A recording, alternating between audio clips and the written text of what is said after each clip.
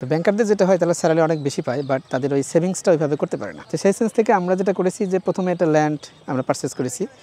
Suppose আমরা হয়তো 8 কাঠা একটা ল্যান্ড আমরা 30 জন মিলে কিনেছি। কেনার পরে দেখা যাচ্ছে সেটা আমরা প্ল্যান পাস করেছি রাজুক থেকে, তারপর আমরা কনস্ট্রাকশনে গেছি এবং সেটা পার্ট বাই পার্ট আমরা টাকা দিয়েছি এবং আস্তে আস্তে সেটা বিল্ডিংয়ের কাজ চলমান অবস্থায় আছে। মানে ঢাকা শহরে জানেন যে সবাই একটা অ্যাকোমোডেশনের চিন্তা ভাবনা করে যে আমি যেহেতু ভাড়া বাসায় থাকি তাহলে যদি নিজেদের একটা ফ্ল্যাট হয় তাহলে সেটা আমাদের জন্য ভালো হয়। সেই কনসেপ্ট থেকে আমরা বেশ কয়েকজন ফ্রেন্ডস, ইউনিভার্সিটি ফ্রেন্ডস বা আমরা ব্যাংকে একসাথে জব করতাম। তো আমরা 7 থেকে 8 জন ছিলাম যে আমরা ছোট্ট একটা ল্যান্ড কিনে আমরা একটা বাড়ি তৈরি করবো বা একটা বিল্ডিং করবো, সেখানে আমরা থাকবো। তো সেই কনসেপ্ট থেকে আমরা ছোট্ট একটা জায়গা কিনে যে বিল্ডিং করবো, এইভাবে আমরা একটা জায়গা সার্চিং করে একটা জায়গা আমরা অলরেডি কিনে ফেলি। ইন দ্য মিন টাইম আরও আমাদের যারা কলিগ ছিল, কলিগ কাম ফ্রেন্ড ছিল, তারা এসে আমাদের সাথে অ্যাড হয়ে এটা আস্তে আস্তে বাড়তে থাকে। এখন প্রায় আমরা 2018 সালে প্রথম প্লটটা রেজিস্ট্রি করি, সেখান থেকে এখন ধরতে গেলে প্রায় 30টা প্রজেক্ট। ইভেন বসুন্ধরা তো আমাদের একটা প্রজেক্ট আছে। তো আপনি অন অ্যান অ্যাভারেজে প্রায় 500 থেকে 600 ব্যাংকার্স এবং তাদের ফ্যামিলি, ফ্রেন্ডস এবং ফ্যামিলি আমাদের সাথে জড়িত।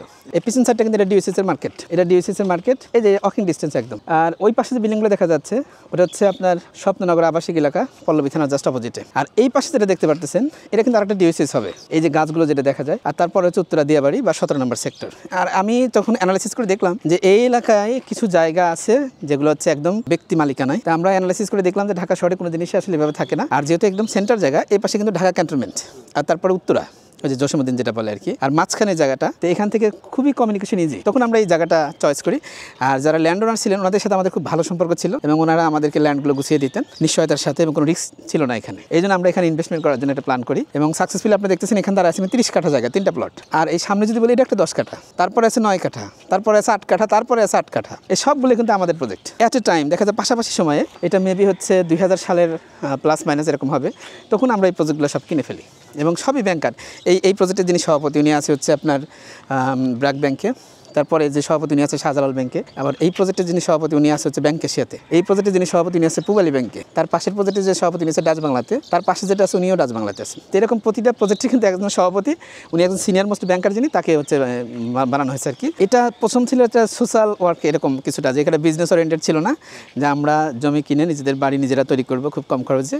তো ওইখানে খুবই কম বিজনেস ছিল আর কি, একটা লিটল মার্জিন, যেটা আমরা যারা পরিশ্রম করতাম তারা একটা শেয়ারিং করতাম বা আমাদের শেয়ারটা অনেক সময় ফ্রি হতো, এইটুকু বিজনেস ছিল। কিন্তু এখন কিছুটা বিজনেস ওরিয়েন্টেড হয়ে গেছে, কারণ আমরা যখন জমি কিনেছি, শেয়ার কিনেছি 8 লাখ করে, সেই শেয়ারের দাম হয়ে গেছেন 20 লাখ। মানে আপনি 8 লাখ টাকা দিয়ে যে কিনেছিলেন শেয়ারটা আজ থেকে 2 থেকে 3 বছর আগে, সেটা এখন আপনি 20 লাখে সেল করতে পারতেছেন। এই জন্য বিজনেস ওরিয়েন্টেড হয়ে গেছে। দেখা যাচ্ছে আপনি একটা শেয়ার বিক্রি করে আরও 2-3টা শেয়ার কিনে রাখতেছেন। না, অনেক বাধা আসে। যখন জবে ছিলাম তখন তো অনেক কিছু মেনটেন করে কাজটা করতে হতো। তখন হয়তো পাবলিকলি আমি কোনো কথা বলতে পারতাম না, কারোর সাথে কমিউনিকেশন করতে পারতাম না এবং ব্যাংকে হিউজ প্রেশারে কাজ করতাম না। এরকম অনেকেই মানে লুজার হয়। কিন্তু আমরা যেহেতু একটু নলেজেবল পারসন এবং আমাদের একটু কী বলে, যারা ব্যাংকিং করে থাকে তাদের একটু চোখ মুখ একটু খোলা থাকে, যা শার্প থাকে আর কি।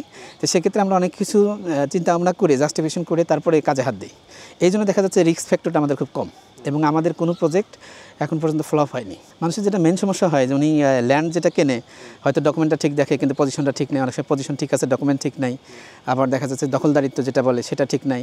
তা আমরা এই সব কিছু একসাথে মার্চ করে যে একদম প্রথম দেখতে হবে যে পেপারস ঠিক আছে কিনা, জায়গার পজিশন ঠিক আছে কিনা, সে জায়গাটা প্রপার ব্যক্তি প্রপারভাবে সে দখলে আছে কিনা, সব কিছু মিলে আমরা যখন দেখি এটা পজিটিভ তখন আমরা সেই জায়গাটা নেই, আদারওয়াইজ আমরা সেটা নেই না। ওইখানে ম্যাক্সিমামই দেখা যাচ্ছে 70 থেকে 80% ব্যাংকার এবং তাদের ফ্যামিলি ফ্রেন্ডস বা রিলেটিভ। এখন আবার মাল্টি হয়ে গেছে, এখন বিভিন্ন শ্রেণীর লোকজন আছে। আমি ব্যাংকে যখন আমি প্রায় 14 বছর চাকরি করেছি এবং আমি আপনি যারা ব্যাংকিং করে তারা জানে ব্যাচ অফিসার বলে আমাদের। তারপরে যখন আমার এই সোসাইটি অনেক বড় হয়ে যায় এবং এখান থেকে কিছু ইনকাম আসতে থাকে এবং বিভিন্ন ধরনের সার্ভিস আমাকে প্রোভাইড করতে হয়, তখন দেখা যাচ্ছে যে ব্যাংকিং করে আর এই সার্ভিসগুলো দেওয়া সম্ভব না। এখন প্রতিদিনই লোকজন আসে, প্রতিদিনই লোকজনের ফোন কল রিসিভ করতে হয় এবং প্রায় এখন 14 থেকে 15টা প্রজেক্ট আন্ডার কনস্ট্রাকশনে আছে। এটা আসলে কাকতালীয়ভাবে হয়ে গেছে। আর আমরা দেখলাম যে আমরা একটা জিনিস ফিল করি, যারা ব্যাংকিং করে থাকে বা এখনও যারা ব্যাংকিং করে তারা দেখবেন ফটফট যারা এগুলো পছন্দ করে না এবং তারা একটা ডিসিপ্লিনের ভিতর লাইফটা লিড করে। আমরা যখন ওই 7 জন আমরা একসাথে জয়েন করে বা পাশাপাশি কাজ করতাম, তারা একটা ইনিশিয়েটিভ নিয়ে যে আমরা স্মল একটা জায়গা কিনে ওইখানে আমরা 6 তলা একটা বিল্ডিং করব বা বাড়ি করব, সেখানে আমাদের সবার একটা করে ফ্ল্যাট হবে। কিন্তু ওই কনসেপ্ট থেকে যখন আমরা একটা প্রজেক্ট সাকসেসফুলি রেজিস্ট্রেশন করি, তখন দেখা যাচ্ছে আমাদের ফ্রেন্ডস একসাথে জয়েন করেছি, আমাদের সিনিয়র কলিগ জুনিয়র কলিগ সবাই একসাথে হয়ে গেল এবং একজনের কাছে আরেকজন শুনে এইভাবে আসতে থাকলো। আমরা যখন জবে ছিলাম তখন তো আমরা ফেসবুক ফেসবুক লাইভ টাইপ এগুলো করতে পারতাম না। আপনি জানেন যে জব করলে কিছু রেস্ট্রিকশন থাকে এবং বিশেষ করে ব্যাংকাররা পাবলিকলি এগুলো করতে পারে না। তখন আমাদের একটা চিন্তা ভাবনা ছিল যে এটা জাস্ট আমাদের অ্যাকোমোডেশন বা ফ্যামিলি নিডসের জন্য এটা করা। হ্যাঁ, তখন হচ্ছে মানে ফোন মানে একজন এয়ার টু এয়ার মানে কানে কানে কথা হয়তো, বা SMS এর মাধ্যমে কথা হয়তো, অথবা ফোন কলে কথা হয়তো, অথবা ভিডিও কলে কথা হয়তো যে আমরা এমন একটা ল্যান্ড নিচ্ছি, তুমি আমাদের সাথে পার্টিসিপেট করবা কিনা। এইভাবে একজন থেকে আরেকজন জিনিসটা স্প্রেড হতো। তখন দেখা যাচ্ছে সে যদি পজিটিভ কনসার্ন দিত, সে ভিজিট করে সে কনফার্ম করে চলে যেত। আর আমরা অনলাইনে মূলত আসছি 2022 সাল থেকে। তখন থেকে আমরা ফেসবুক প্ল্যাটফর্মে আসছি। তখন থেকে এখন মোটামুটি অলমোস্ট ব্যাংকিং যারা করে থাকে তারা আমাদেরকে চেনে বা জানে যে ব্যাংকার্স হাউজিং সোসাইটি নামে একটা বৃহৎ সোসাইটি আছে, যেটা মিরপুর জোনে কাজ করে এবং মিরপুর ডিওসিসের আশেপাশে প্রায় 20 থেকে 25টা প্রজেক্ট রানিং।